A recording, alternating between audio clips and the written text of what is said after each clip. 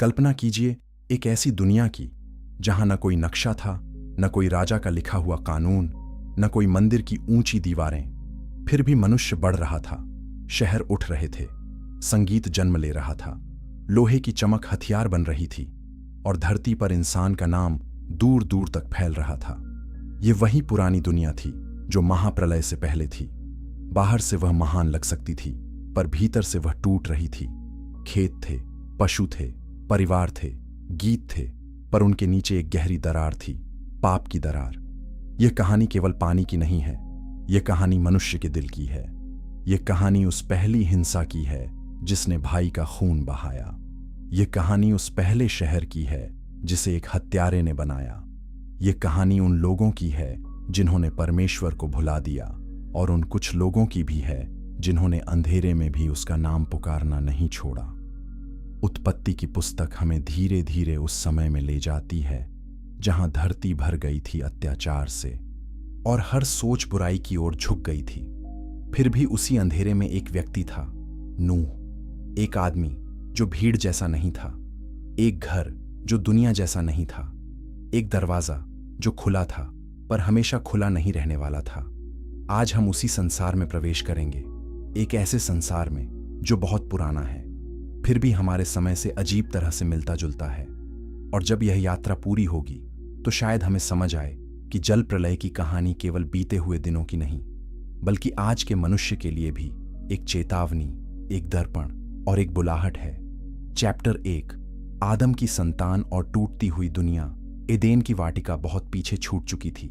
मिट्टी वहीं थी, आकाश वहीं था, सूरज अब भी उगता और डूबता था, पर मनुष्य का हृदय बदल चुका था। आदम और हव्वा ने उस बाग को खो दिया था जहां परमेश्वर की उपस्थिति निकट थी। अब जीवन खेतों में पसीने से, घरों में संघर्ष से और संबंधों में दर्द से भर गया था। फिर भी जीवन बढ़ा, बच्चे हुए, परिवार बने, पीढ़ियां चलीं। मनुष्य ने धरती पर अपना स्थान बनाना शुरू किया। शुरुआती लोग केवल जीवित भर नहीं रहे थे, वे सीख रहे थे। वे पशु पालते थे, तंबू बनाते थे, आग के पास बैठते थे, लंबी रातों में आसमान देखते थे और अपने बच्चों को बताते थे कि कभी मनुष्य परमेश्वर के पास था। कुछ लोग उस स्मृति को आदर से सुनते थे, कुछ उसे पुरानी कहानी समझकर छोड़ देते थे। यही अंतर धीरे धीरे बहुत बड़ा बनने वाला था। समय बीतता गया और मनुष्य ने अपनी शक्ति को पहचाना। हाथों ने मिट्टी को आकार दिया, लकड़ी से औजार बने, पत्थरों से धार निकली, फिर कला आई, संगीत आया, फिर धातु आई। संसार सुंदर भी होने लगा और खतरनाक भी। यही उस पुराने युग की सच्चाई थी। उन्नति और पतन साथ साथ चल रहे थे। उत्पत्ति की शुरुआती कथाएं हमें बताती हैं कि मनुष्य संख्या में बढ़ा, पर साथ ही उसकी आत्मा भी परीक्षा में पड़ी। वह यह तय कर रहा था कि वह किस दिशा में जाएगा। क्या वह परमेश्वर को याद रखेगा? क्या वह अपने भाई को भाई मानेगा? क्या वह शक्ति का उपयोग रक्षा के लिए करेगा या विनाश के लिए? इन प्रश्नों का उत्तर जल्द ही दुनिया को हिला देने वाला था। उस समय लोगों की आयु बहुत लंबी थी। वे दशकों नहीं, सदियों तक जीते थे। इसका अर्थ यह था कि ज्ञान भी जमा होता था, प्रभाव भी और पाप भी। एक हिंसक मनुष्य केवल कुछ वर्षों तक नहीं, बल्कि बहुत लंबे समय तक डर फैला सकता था। एक घमंडी नेता पीढ़ियों पर छाया बन सकता था। एक परिवार की बुराई दूर तक फैल सकती थी। इसलिए जब पाप बढ़ा तो वह तेजी से नहीं, बल्कि गहराई से बढ़ा। और इसी संसार में दो रास्ते बनने लगे। एक रास्ता परमेश्वर से दूर जाता था, दूसरा भले ही कमजोर दिखता हो, उसकी ओर लौटना चाहता था। पर इस विभाजन की जड़ एक भयानक घटना में थी, इतिहास की पहली हत्या। धरती ने पहली बार इंसानी खून पीना था, और उस दिन के बाद संसार कभी पहले जैसा नहीं रहने वाला था। अभी तक मृत्यु एक दुख थी, अब वह हिंसा बनने वाली थी। अभी तक मनुष्य गिरा हुआ था, अब वह अपने ही जैसे पर हाथ उठाने वाला था। और जैसे ही यह दरवाजा खुला, दुनिया के भीतर एक नया अंधेरा प्रवेश कर गया। चैप्टर 2, खून की पहली पुकार। दो भाई थे, कैन और हाबिल। दोनों एक ही घर में बड़े हुए, एक ही माता पिता की संतान थे, एक ही धरती पर चलते थे, पर दिल एक जैसे नहीं थे। एक खेत का काम करता था, दूसरा भेड़ों की रखवाली करता था। दोनों ने भेंट चढ़ाई, बाहर से यह पूजा का दृश्य था, पर भीतर से यह दिल की बात थी। उत्पत्ति 4:8 हमें बहुत सादे शब्दों में एक बहुत गहरी त्रासदी दिखाती है। कैन ने अपने भाई हाबिल से बात की, और जब वे मैदान में थे तब वह अपने भाई पर उठा और उसे मार डाला। बस इतना ही लिखा है। पर इस छोटे से वाक्य में पूरी मानव कहानी का दर्द छिपा है। पहली मृत्यु बीमारी से नहीं आई, पहली मृत्यु बुढ़ापे से नहीं आई, पहली मृत्यु हत्या से आई। हिंसा मानव की पहली खोज बन गई। उस मैदान में केवल एक शरीर नहीं गिरा था, भाईचारे पर पहला वार हुआ था, भरोसे पर पहली चोट लगी थी, और धरती ने पहली बार निर्दोष का रक्त अपने भीतर लिया था। तब परमेश्वर ने कैन से पूछा, तेरा भाई हाबिल कहाँ है? यह प्रश्न केवल जानकारी लेने के लिए नहीं था, यह मनुष्य के अंतःकरण को जगाने के लिए था। पर कैन ने उत्तर दिया, क्या मैं अपने भाई का रखवाला हूं? इस उत्तर में केवल झूठ नहीं था, इसमें कठोरता थी, इसमें आत्मा की ठंडक थी। तब परमेश्वर ने कहा कि तेरे भाई का लहू भूमि पर से मुझे पुकार रहा है। कितना गहरा चित्र है यह। खून बोलता नहीं, फिर भी परमेश्वर उसे सुनता है। न्याय देर से आए, पर वह अंधा नहीं होता। धरती पर की गई हिंसा स्वर्ग तक पहुंचती है। कोई भी पीड़ा व्यर्थ नहीं जाती। कैन को दंड मिला, वह शापित ठहरा। धरती जो पहले उसे उपज देती थी, अब उससे मुंह मोड़ने लगी। वह भटकने वाला बना। पर यहां भी एक अजीब बात दिखाई देती है, न्याय के बीच दया। परमेश्वर ने कैन पर एक चिन्ह रखा ताकि कोई उसे मार न डाले। मनुष्य अक्सर बदले में जल्दी करता है, परमेश्वर न्याय में भी सीमा रखता है। लेकिन कैन का हृदय नहीं टूटा, वह लौटकर विनम्र नहीं हुआ। उत्पत्ति 4:16 कहती है कि कैन यहोवा के सामने से निकल गया। यही सबसे बड़ा दुख था, केवल अपराध नहीं बल्कि परमेश्वर की उपस्थिति से दूर जाने का चुनाव। जब मनुष्य पाप को पकड़कर रखता है तो धीरे धीरे वह सत्य की रोशनी से दूर चला जाता है। कैन की कहानी यहीं खत्म नहीं हुई। हत्या उसके हाथ से शुरू हुई, पर उसका असर उसके बाद आने वाली पीढ़ियों तक गया। एक पाप अगर रोका न जाए तो वह परिवार की भाषा बन जाता है। एक क्रोध अगर न टूटे तो वह संस्कृति बन जाता है। एक हत्या अगर पश्चाताप के बिना जी जाए तो वह समाज की जड़ में बैठ जाती है। और यही हुआ। खून की पहली पुकार शांत नहीं हुई, वह हवा में तैरती रही। उसने आने वाली दुनिया को आकार दिया। कैन अकेला भटकने वाला नहीं रहा। उसके बाद एक ऐसा संसार बनने लगा जिसमें डर, शक्ति और घमंड मिलकर सभ्यता का चेहरा पहनने वाले थे।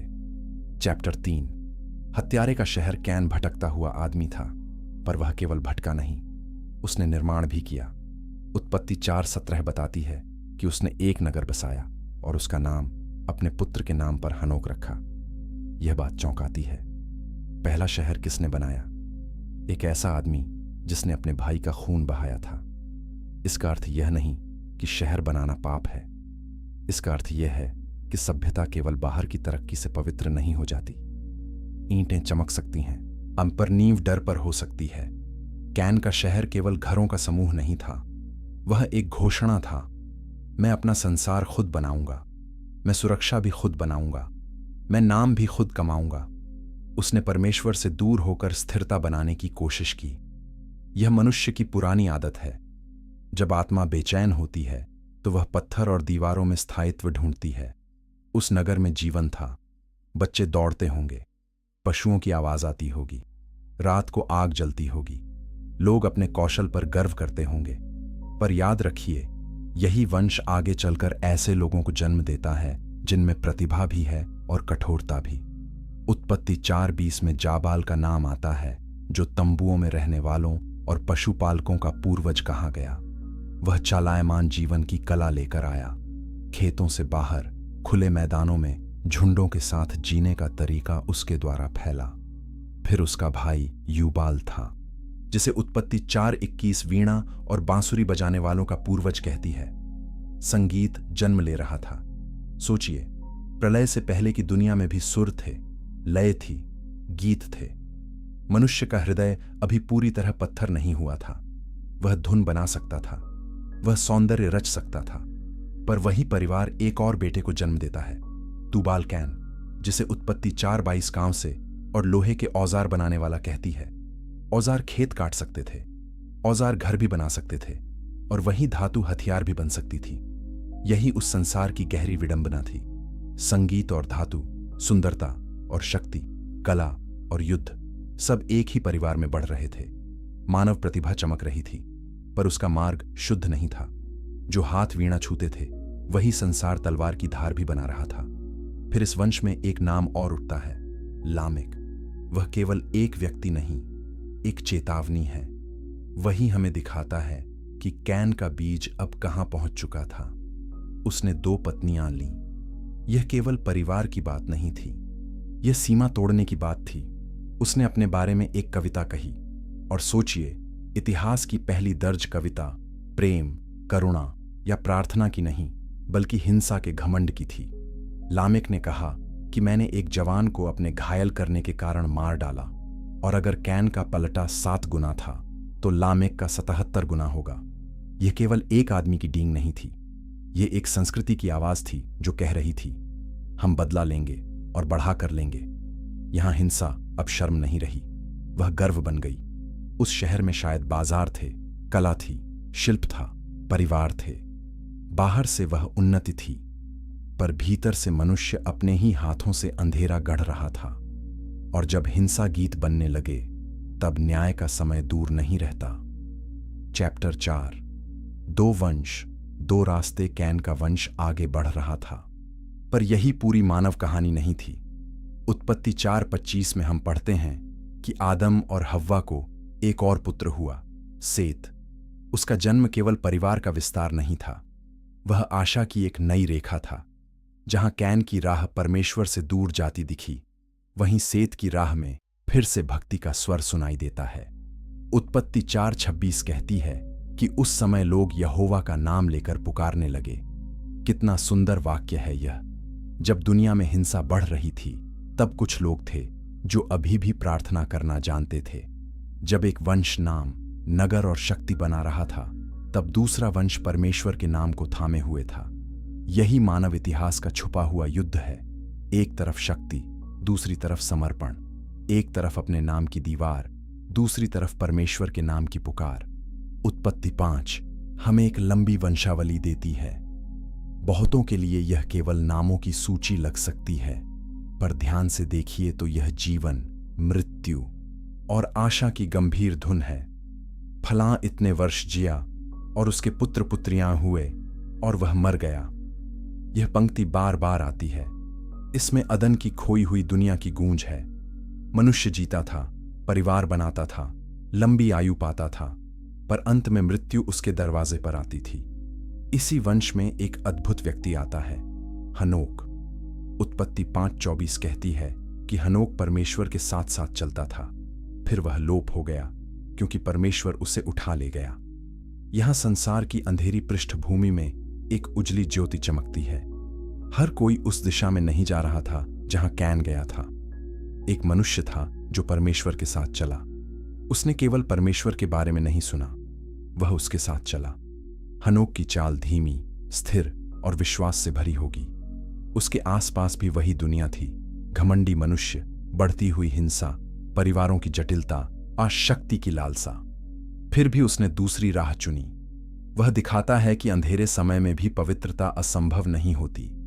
वह यह भी दिखाता है कि परमेश्वर अपने लोगों को भूलता नहीं। फिर उसी वंश में एक और प्रसिद्ध नाम आता है, मतूशेलह। वह 969 वर्ष जिया, जैसा उत्पत्ति 5 में बताया गया है। इतनी लंबी आयु हमारे लिए समझना कठिन है, पर इसी से हम उस पुराने संसार की गंभीरता समझते हैं। वहां लोग बहुत लंबे समय तक जीते थे। एक धर्मी मनुष्य लंबे समय तक गवाही दे सकता था, और एक दुष्ट मनुष्य लंबे समय तक आतंक फैला सकता था।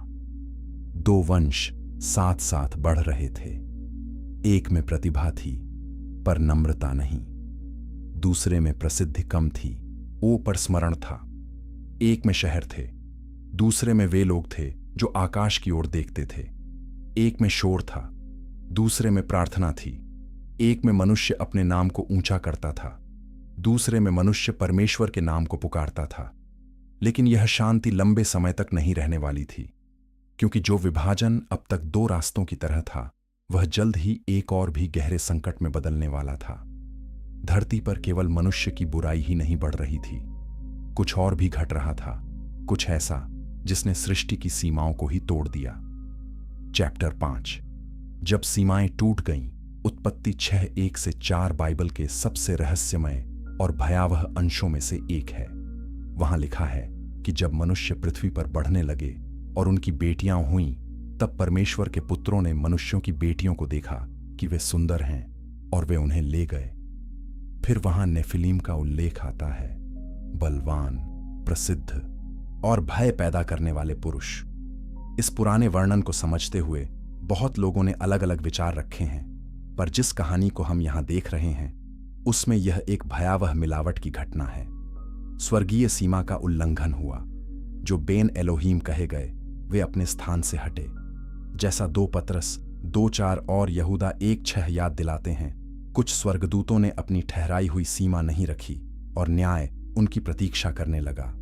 यह केवल नैतिक पतन नहीं था, यह व्यवस्था पर हमला था। धरती पर जो संतानें उठीं, उन्हें बलवान, दिग्गज, नामी योद्धा कहा गया। वे साधारण मनुष्य जैसे नहीं दिखते होंगे। उनकी ताकत, उनका आकार, उनका प्रभाव सब कुछ डर पैदा करता होगा। वे केवल शारीरिक रूप से बड़े नहीं थे, वे उस भ्रष्ट शक्ति के प्रतीक थे जो मनुष्य को दबाती है। जब ऐसे लोग शासन करते हैं, तो साधारण लोग सांस भी डर के साथ लेते हैं। सोचिए उस युग को, विशाल मैदानों पर डर की छाया, बस्तियों के ऊपर भारी कदमों की आहट, शासक जो करुणा नहीं जानते, योद्धा जिनके लिए मनुष्य का जीवन हल्की चीज है। गीत अब मनोरंजन भी थे और विजय का प्रचार भी। धातु अब औजार भी थी और लहू बहाने का साधन भी। सुंदरता अब प्रलोभन में बदल रही थी और शक्ति अब दमन में। इस कहानी की एक और गहरी परत भी है। उत्पत्ति 3:15 में परमेश्वर ने पहले ही कहा था कि स्त्री का वंश सर्प के सिर को कुचलेगा। अगर आने वाला उद्धार मानव वंश से आना था, तो उस वंश को भ्रष्ट करना अंधकार की बड़ी चाल हो सकती थी। इसीलिए यह घटना केवल अनैतिकता नहीं, बल्कि प्रतिज्ञा पर हमला लगती है। जैसे बुराई यह चाहती हो कि कोई शुद्ध राह बची ही न रहे। धरती पर पाप अब अकेले मनुष्य की गलतियों का जोड़ नहीं था, वह एक जाल बन चुका था। परिवार, शक्ति, शरीर, इच्छा, शासन और हिंसा सब कुछ सड़ने लगा था। उत्पत्ति 6:5 कहती है कि मनुष्य के मन के विचारों की सारी कल्पना लगातार बुरी ही रहती थी।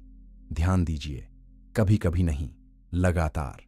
बुराई आदत बन चुकी थी, आदत से स्वभाव, स्वभाव से संस्कृति।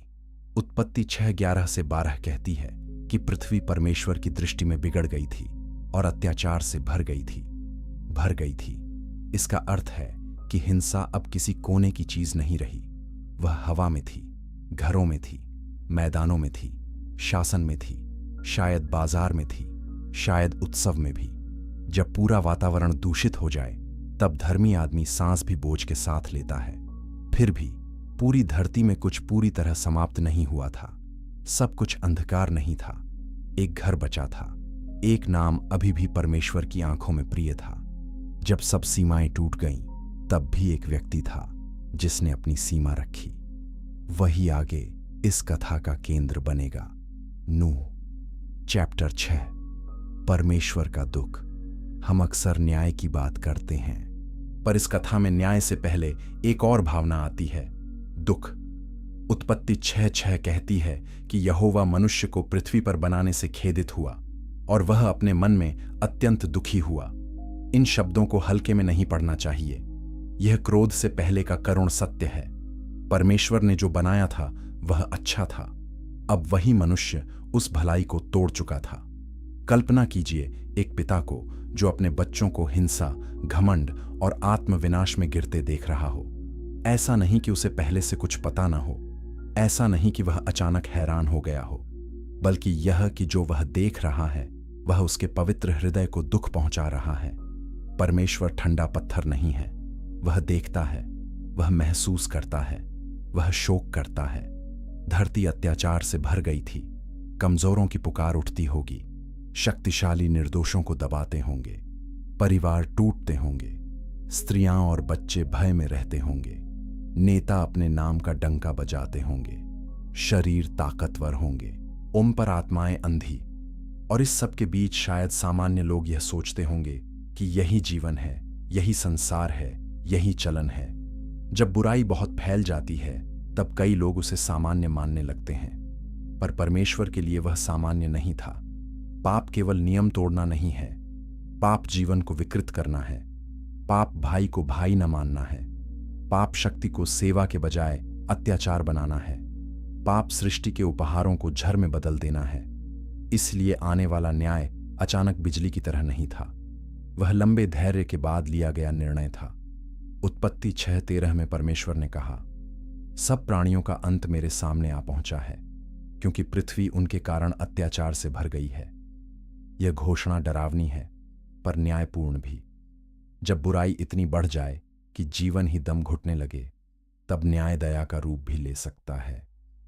एक सड़ते हुए संसार को वैसा ही छोड़ देना प्रेम नहीं होता। फिर भी इस न्याय की घोषणा के साथ एक राह भी थी। हमेशा की तरह परमेश्वर केवल अंत नहीं बोलता, वह मार्ग भी दिखाता है। और यही इस कहानी की सबसे सुंदर मोड़ है। जब संसार पर निर्णय आता है तब परमेश्वर उसी समय उद्धार की योजना भी देता है। उसी अध्याय में जहां पृथ्वी के विनाश की बात है, वहीं एक नाव, एक घर, एक बची हुई रेखा की बात भी है। परमेश्वर ने सबको एक साथ नहीं मिटाया, उसने पहले एक व्यक्ति को देखा। उत्पत्ति 6:8 कहती है कि नूह ने यहोवा की दृष्टि में अनुग्रह पाया। यह छोटी पंक्ति किसी दीपक की तरह चमकती है। पूरी धरती अंधेरी हो तब भी परमेश्वर एक उजाला देख सकता है। वह भीड़ की गिनती से नहीं, हृदय की सच्चाई से देखता है। और अब कथा का केंद्र बदलता है, विशाल दुनिया से एक परिवार की ओर, गिरी हुई सभ्यता से एक धर्मी पुरुष की ओर।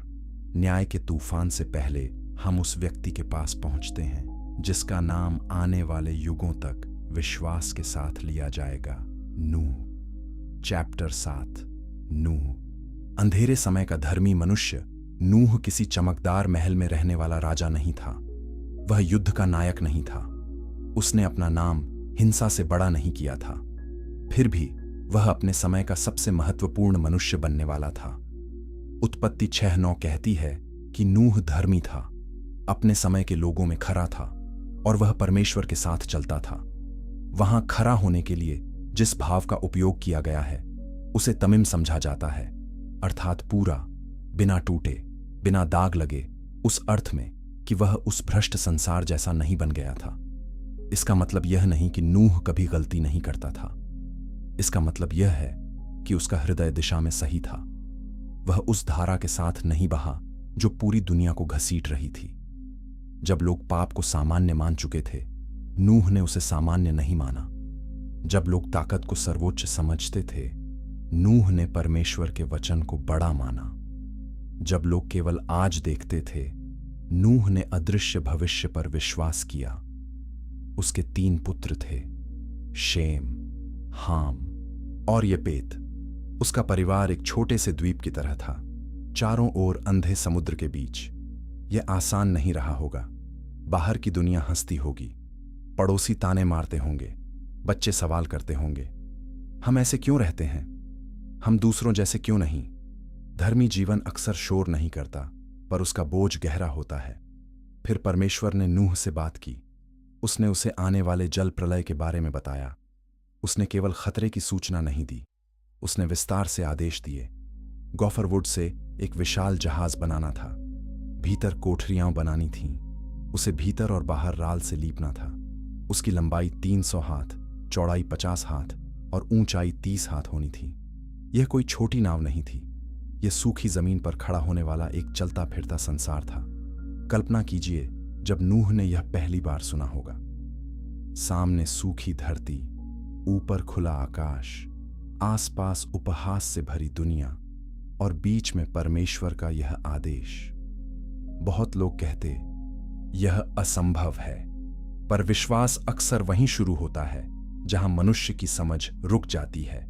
इब्रानियों 11:7 हमें याद दिलाता है कि नूह ने उन बातों के विषय में जो अभी देखी भी नहीं गई थीं, परमेश्वर की चेतावनी पाकर, भय मानकर अपने घराने के उद्धार के लिए जहाज बनाया। नूह ने केवल सुनकर सिर नहीं हिलाया, उसने काम शुरू किया। लकड़ियां काटी गई होंगी, माप लिए गए होंगे, ढांचे उठे होंगे, रस्सियां खींची होंगी, परिवार ने हाथ बटाया होगा, दिन महीनों में बदले होंगे, महीने वर्षों में, और जहाज धीरे धीरे खड़ा हुआ होगा, धरती पर एक अजीब गवाही की तरह। हर तख्ती कहती होगी, परमेश्वर ने कहा है। हर चोट खाती कील कहती होगी, समय आ रहा है। जो लोग देखते होंगे वे शायद हंसते होंगे, ये आदमी पागल हो गया है। ये कैसा जहाज है? यहां समुद्र कहां है? कितने साल लगेंगे? पर नूह ने जवाब लकड़ी से दिया, वचन से नहीं। वह बहस करके नहीं, आज्ञाकारिता से गवाही दे रहा था। उसकी चुप मेहनत दुनिया के शोर से अधिक सच्ची थी। नूह की यह तस्वीर हमें सिखाती है कि धर्मी होना कभी कभी अकेला होना भी होता है, और विश्वास का सबसे कठिन रूप वह है जिसमें मनुष्य लंबे समय तक वही काम करता है जिसका फल अभी दिखता नहीं। नूह ने केवल नाव नहीं बनाई, उसने प्रतीक्षा बनाई, उसने भरोसा बनाया, उसने अपने परिवार को सिखाया कि आने वाला सत्य आज की हंसी से बड़ा है। लेकिन जहाज बनाना अंत नहीं था। असली प्रश्न यह था, जब समय पूरा होगा तब कौन भीतर जाएगा और बाहर कौन रह जाएगा? यही प्रश्न आगे की कथा को और भी भारी बना देता है। चैप्टर 8। सूखी जमीन पर बनता उद्धार। वर्ष गुजरते गए, जहाज ऊंचा होता गया। उसका ढांचा दूर से भी दिखाई देता होगा। कुछ लोग उत्सुकता से आते होंगे, कुछ मजाक उड़ाने आते होंगे, कुछ बच्चे उसे देखकर डरते होंगे, कुछ ताकतवर लोग शायद उसे तुच्छ समझते होंगे। पर नूह का परिवार काम करता रहा।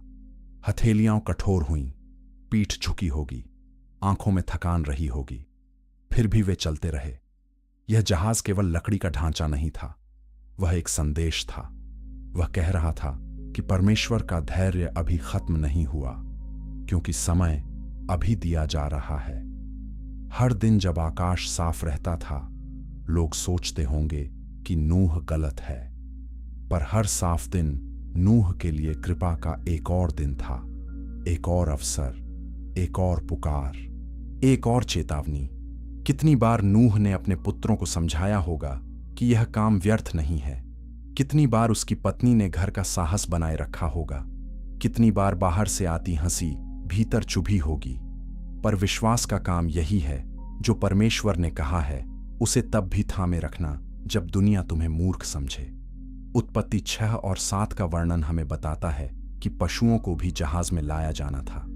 यह दृश्य कितना अद्भुत रहा होगा।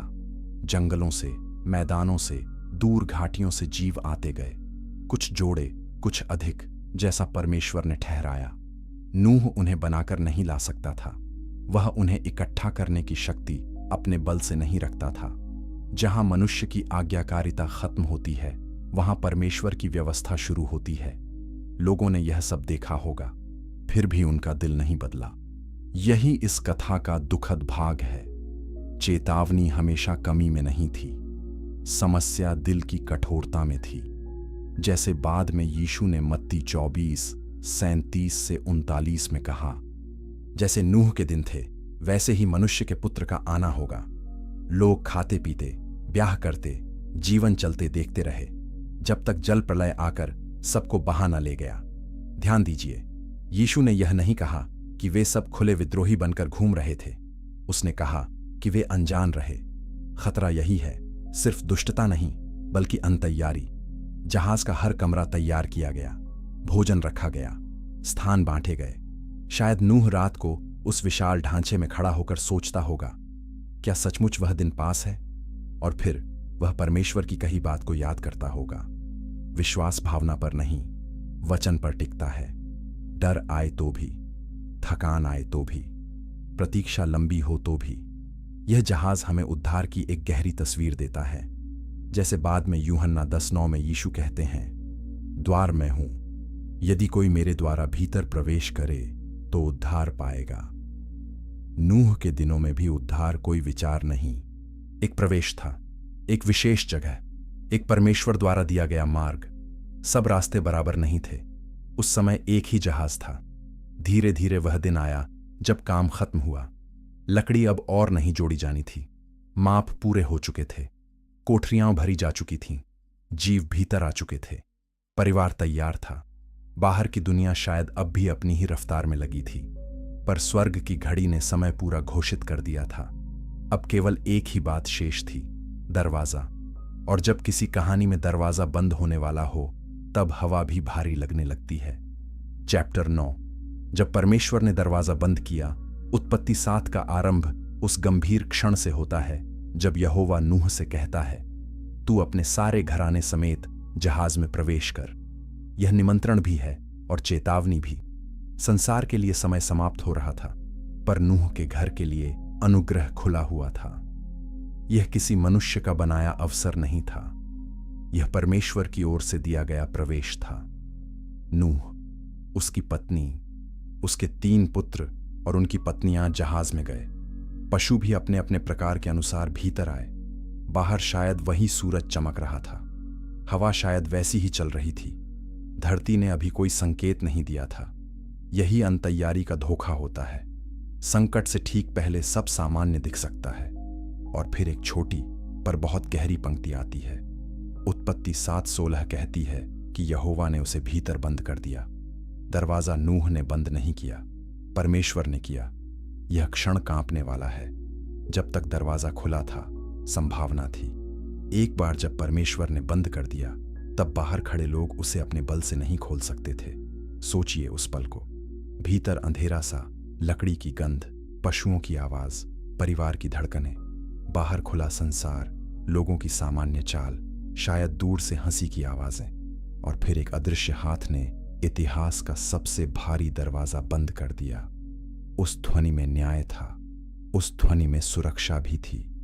एक ही क्षण किसी के लिए शरण बन गया, अन्य किसी के लिए अंतिम खोया हुआ अवसर। यह चित्र आज भी बोलता है, उद्धार का दरवाजा हमेशा खुला रहेगा, ऐसा कहीं नहीं कहा गया। अवसर अनंत नहीं होते। धैर्य परमेश्वर का गुण है, पर मनुष्य उसे हल्का समझकर खो सकता है। इसी कारण नूह की कथा केवल प्राचीन स्मृति नहीं, जीवित चेतावनी है। शायद बाहर के लोग देर से समझे, शायद उन्होंने दरवाजा खटखटाया हो, शायद उन्होंने पहली बूंद देखकर हंसी रोक दी हो, शायद बलवान लोग जो दूसरों को डराते थे, पहली बार खुद डर गए हों। पर जो समय पहले पश्चाताप के लिए था, वह अब न्याय के लिए हो चुका था। यही इस कथा की गंभीरता है। न्याय तब सबसे अधिक भारी लगता है जब मनुष्य समझता है कि उसे पहले चेतावनी दी गई थी। भीतर बैठे नूह के परिवार ने भी डर महसूस किया होगा। जहाज में होना आसान नहीं था। उद्धार का अर्थ यह नहीं कि तूफान न हो, इसका अर्थ है कि तूफान के बीच परमेश्वर ने तुम्हारे लिए स्थान तैयार किया है। बाहर मृत्यु थी, भीतर अनिश्चितता थी, ऊपर परमेश्वर का वचन भी था, और वही काफी था। दरवाजा बंद हो चुका था। अब आकाश बोलने वाला था, अब धरती फटने वाली थी। अब वह संसार जो सदियों से बढ़ा था, अपने निर्णायक क्षण पर पहुंच चुका था। चैप्टर 10। जब गहरे सोते फूट पड़े, उत्पत्ति 7:11 बताती है कि दूसरे महीने के 17वें दिन बड़े गहरे सोतों के सब स्रोत फूट निकले और आकाश के झरोखे खुल गए। यह केवल बारिश नहीं थी, यह पूरी सृष्टि का हिलना था। ऊपर से जल गिरा, नीचे से जल फूटा, जैसे संसार की स्थिरता टूट गई हो। जो धरती मनुष्य को स्थायी लगती थी, वह अब डोलने लगी। पहली बूंदें शायद लोगों ने सामान्य समझी होंगी, फिर वर्षा तेज हुई होगी, नाले नदियां बने होंगे, नदियां उफन कर सीमाएं तोड़ने लगी होंगी। धरती के भीतर से पानी का फटना लोगों को और भी भयावह लगा होगा। पहाड़ों की ढलानों पर कीचड़ बहा होगा, शहरों की गलियां जल से भर गई होंगी, पशु भागे होंगे, लोग ऊंचाई खोजते होंगे। तब शायद नूह का जहाज हिलना शुरू हुआ होगा, लकड़ी कराही होगी, परिवार एक दूसरे को पकड़कर खड़ा हुआ होगा। वर्षों तक जो संरचना सूखी धरती पर खड़ी थी, अब जल पर उठ रही थी। विश्वास का वह घर सचमुच अपने उद्देश्य में प्रवेश कर रहा था। बाहर चीखें होंगी, भीतर प्रार्थनाएं। 40 दिन और 40 रात पानी बरसता रहा। यह लंबी, लगातार, थकाने वाली, भयावह मार थी। संसार जिसे लोग स्थायी समझते थे, डूबता गया। ऊंचे घर, मजबूत दीवारें, हथियार, संगीत, अभिमान, सुंदरता, बाजार, खेत, सब जल के सामने समान हो गए। जब न्याय आता है, उन्हें तो मनुष्य की बनाई ऊंचाई परमेश्वर की दृष्टि में रक्षा नहीं बनती। उत्पत्ति 7:19 से 20 कहती है कि जल इतना बढ़ा कि सारे ऊंचे पहाड़ भी ढक गए और उनके ऊपर भी 15 हाथ तक जल चढ़ गया। कोई सुरक्षित ऊंचाई शेष नहीं रही। जिसने भी अपनी आशा धरती की ऊंचाई में रखी वह डूब गया। जिसने अपनी आशा परमेश्वर के दिए जहाज में रखी वही बचा। यही इस कथा की सीधी और कठोर सच्चाई है। उत्पत्ति 7:21 से 23 का वर्णन बहुत गंभीर है। हर वह प्राणी जिसमें जीवन का श्वास था और जो सूखी भूमि पर था, नाश हुआ। यहां कहानी रुकती नहीं, बल्कि हमें मजबूर करती है कि हम न्याय की गंभीरता महसूस करें। ये बच्चों की कहानी नहीं है जिसमें पानी बस रोमांच बनकर आता है। ये पाप की कीमत की कहानी है। ये दिखाती है कि मनुष्य का चुनाव कितना दूर तक असर करता है। जहाज जल पर उठता रहा, बाहर संसार मिट रहा था, भीतर एक परिवार बच रहा था।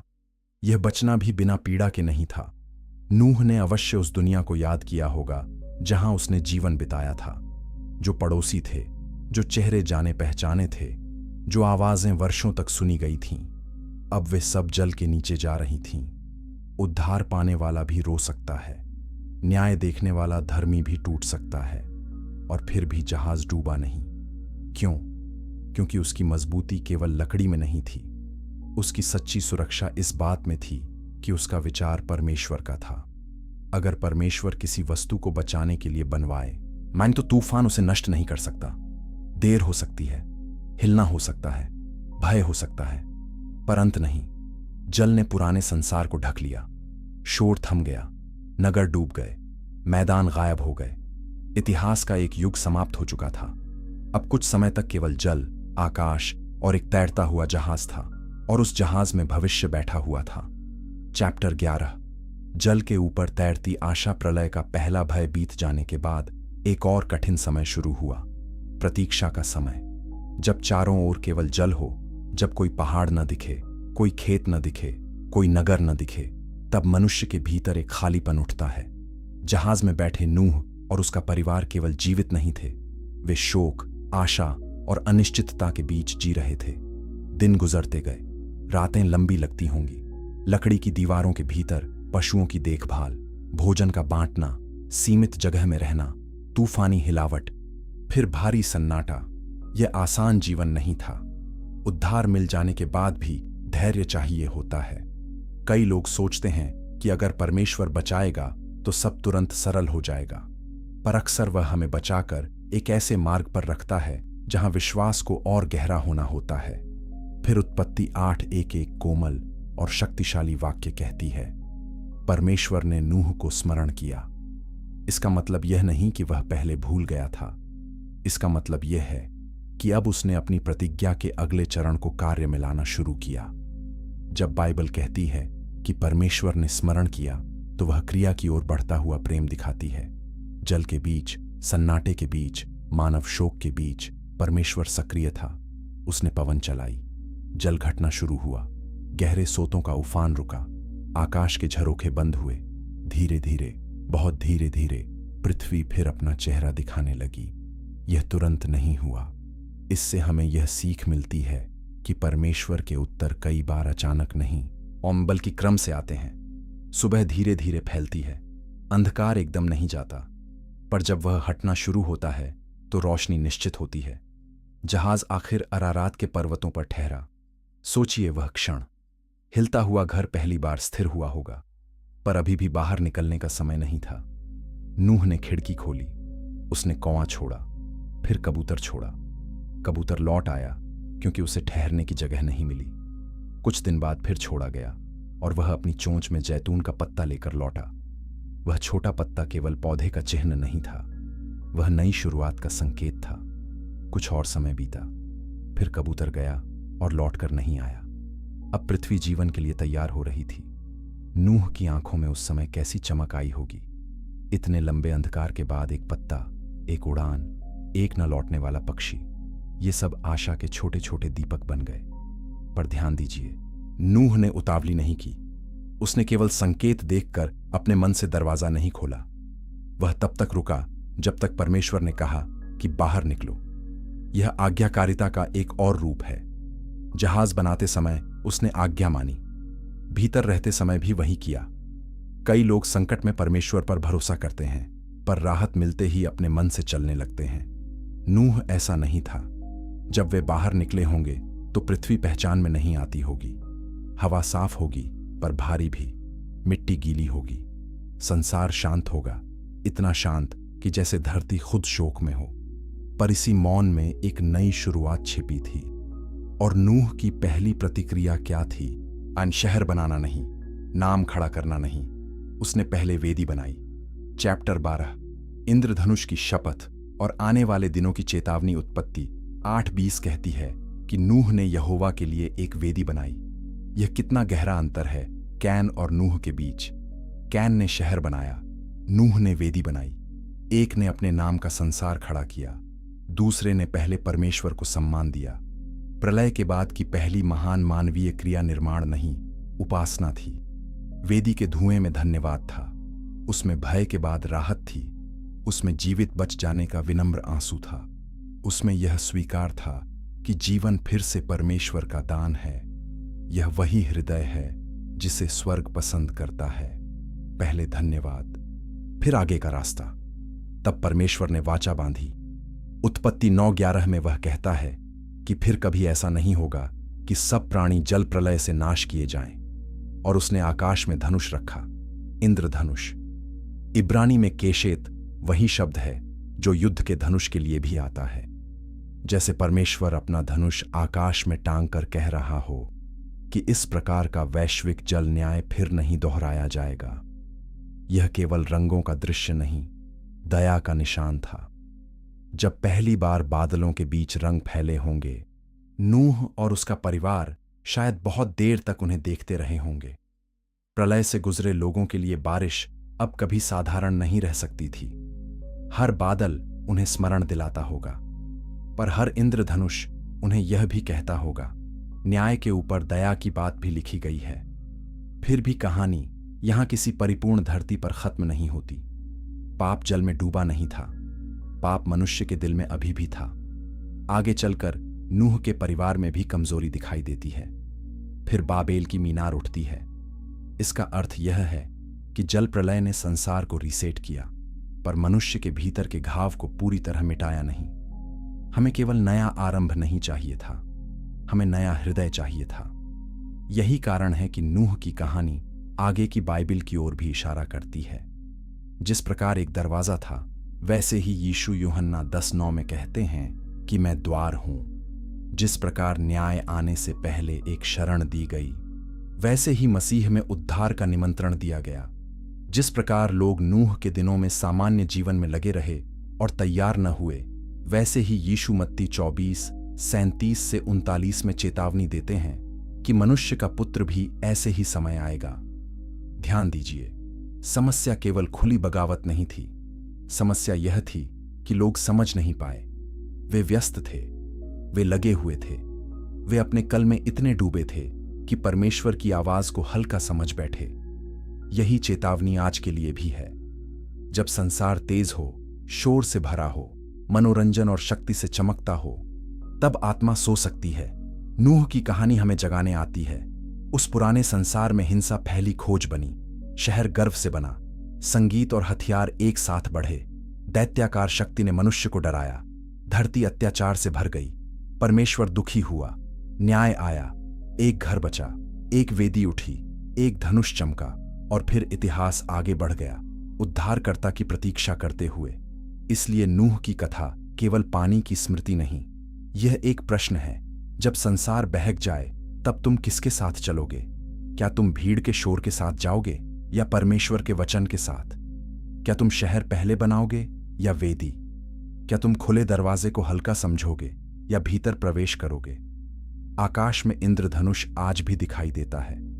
बहुत लोग उसे केवल रंग समझते हैं, पर जिनकी आत्मा सुनना चाहती है, उनके लिए वह अब भी एक फुसफुसाहट है। मैं न्यायी हूं, आप पर दयालु भी। मैं देखता हूं, मैं याद रखता हूं और मैं तुम्हें बुलाता हूं। अब जब यह कहानी अपने शांत अंत पर आती है, तो हमें रुककर अपने समय को देखना चाहिए। प्रलय से पहले की दुनिया बहुत पुरानी थी। पर उसके घाव आज भी पहचान में आते हैं। तब भी मनुष्य शक्ति पर मोहित था, आज भी है। तब भी हिंसा कई रूपों में थी, आज भी है। तब भी लोग सामान्य जीवन में इतने व्यस्त थे कि आने वाले सत्य को नहीं समझ पाए। आज भी ऐसा हो सकता है। नूह की कहानी हमें डराने के लिए नहीं, जगाने के लिए दी गई है। यह हमें बताती है कि परमेश्वर पाप को देखता है, वह अन्याय को अनदेखा नहीं करता। निर्दोष का लहू आज भी उसके सामने बोलता है, जैसे हाबिल का लहू बोला था। यह कहानी हमें यह भी बताती है कि न्याय से पहले दया दी जाती है, चेतावनी दी जाती है, समय दिया जाता है, एक मार्ग दिया जाता है। नूह पूर्ण संसार में नहीं, टूटे हुए संसार में धर्मी ठहरा। इसलिए कोई यह न कहे कि समय बहुत बुरा है। इसलिए विश्वास संभव नहीं। अंधकार जितना गहरा हो, एक दीपक उतना ही साफ दिखाई देता है। नूह ने भीड़ को नहीं बदला, पर उसने अपनी चाल नहीं छोड़ी। उसने परमेश्वर के साथ चलना चुना। यही उसकी महानता थी। और अंत में इस कथा का सबसे कोमल दृश्य शायद जल प्रलय नहीं, इंद्रधनुष है। क्योंकि वही बताता है कि परमेश्वर का अंतिम शब्द केवल विनाश नहीं है, वह वाचा भी करता है, वह याद भी रखता है, वह बचाने का मार्ग भी बनाता है। इसीलिए जो सुन रहा है उसके लिए यह कहानी एक बुलाहट है। आज ही अपने दिल को कठोर मत होने दो, सत्य को टालो मत, उस द्वार को पहचानो जो अब भी खुला है। और जब संसार शोर करे, तब नूह की तरह चुपचाप, स्थिरता से, विश्वास के साथ परमेश्वर के साथ चलो। क्योंकि जल उतर जाते हैं, साम्राज्य मिट जाते हैं, शहर टूट जाते हैं, पर जो मनुष्य परमेश्वर के साथ चलता है, उसकी कहानी कभी व्यर्थ नहीं जाती।